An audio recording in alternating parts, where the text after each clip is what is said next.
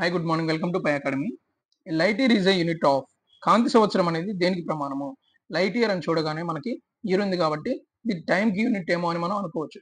కానీ light year అనేది దేనికి యూనిట్?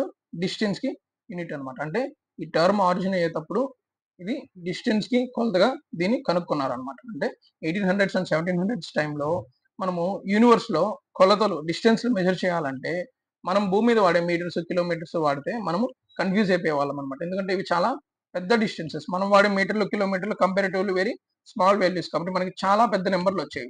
ఇలా కాకుండా ఫ్రెడరిక్ బెసెల్ అనే ఆయన 1838 లో ఒక జర్మన్ ఆస్ట్రోనమర్ అయిన లైట్ ఇయర్ అనే టర్మ్ ని కనుక్కున్నాడు. అంటే కాంతి అనేది లైట్ అనేది 1 ఇయర్ లో ఎంత దూరం ప్రయాణిస్తుంది అని చెప్పేదే లైట్ ఇయర్ అనమాట. ఇక్కడ లైట్ ఇయర్, లైట్ అనే వర్డ్ దేన్ని సూచిస్తుంది అంటే స్పీడ్ ఆఫ్ లైట్ ని సూచిస్తుంది. స్పీడ్ ఆఫ్ లైట్ యూనిట్ ఎంత? Metre per second. ఇయర్ అనేది సంవత్సరాన్ని సూచిస్తుంది. ఇయర్ కి యూనిట్ ఎంత? సెకండ్. ఇక్కడ సెకండ్ కాన్స్టెంట్ లేకపోతే మనకి ఏమొచ్చింది? మీటర్ వచ్చింది. కాబట్టి light year is a unit of metre.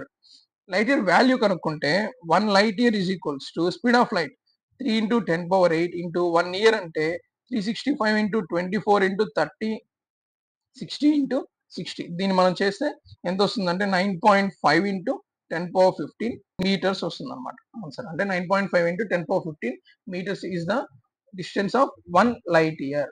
ఇదే విధంగా సూర్యుడి నుంచి భూమికి ఎన్ని లైట్ ఇయర్స్ డిస్టెన్స్ ఉంటుందో కింద కామెంట్ లో మీరు టైప్ చేయండి.